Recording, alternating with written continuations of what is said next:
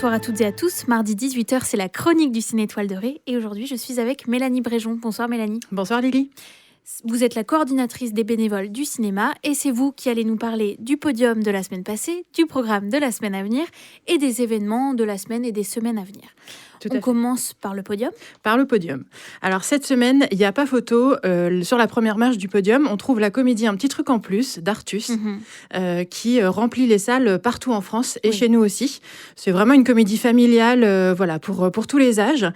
Donc il y a encore pas mal de séances cette semaine. N'hésitez pas à venir et surtout pensez à réserver en avance parce que beaucoup de gens se sont fait refouler parce que la salle était pleine quand ils sont arrivés. Donc si vous avez envie de venir voir ce film, voilà.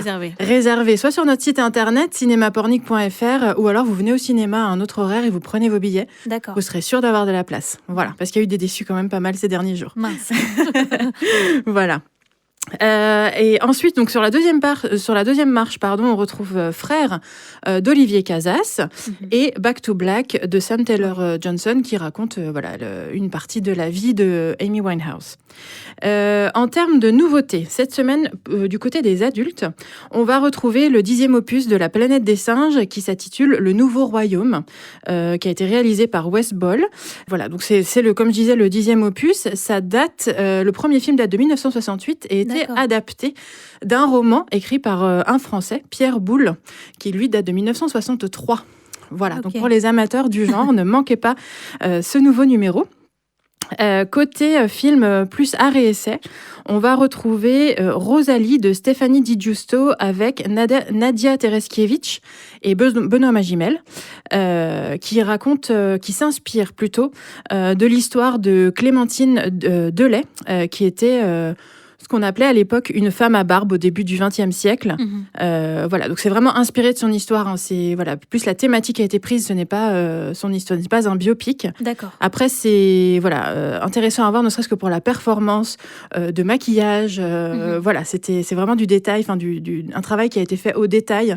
Chaque poil était collé un par un sur le corps de l'actrice. D'accord. Il fallait pratiquement 5 heures tous les matins pour qu'elle soit prête. Donc voilà, si ça vous intéresse. Un autre film aussi vraiment à ne pas louper, c'est Le mal n'existe pas, qui est un film du japonais Ryusuke Hamaguchi, qui est très connu pour avoir fait le chef-d'œuvre Drive My Car il y a quelques années, qui a été primé à Cannes en 2021. Et puis, juste après, Contes du hasard et autres fantaisies. Voilà, et du coup, le mal n'existe pas a reçu le Lion d'argent à la Mostra de Venise l'année dernière. C'est un film qui raconte l'histoire de personnages qui vivent en harmonie avec leur environnement. Et cette harmonie est brisée par l'arrivée d'un complexe à côté de chez eux qui fait une sorte de lieu d'accueil, un petit peu pour des écolos bobos, comme on dirait chez nous, ça se passe au Japon, qui veulent venir découvrir la campagne, mais qui vont créer un conflit en fait avec les personnes qui y vivent au quotidien. Oui. Voilà.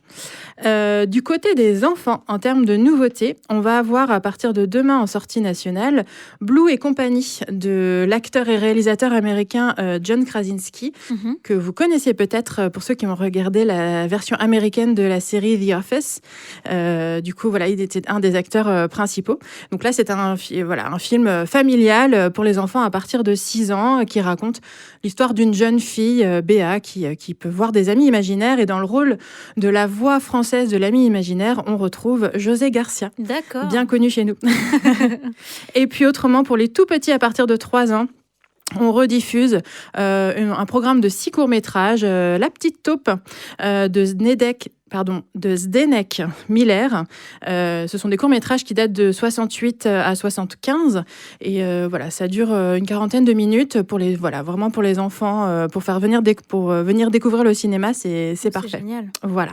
Quels sont les films toujours à l'affiche ? Alors, toujours à l'affiche, on va arriver sur The Fall Guy, donc une comédie burlesque, d'action avec Ryan Gosling et Emily Blunt. Donc toujours, comme je disais tout à l'heure, un petit truc en plus, pensez à réserver. Frères, Back to Black, Civil War aussi, qui est un film très intéressant, assez violent quand même, il est interdit au moins de 12 ans. D'accord.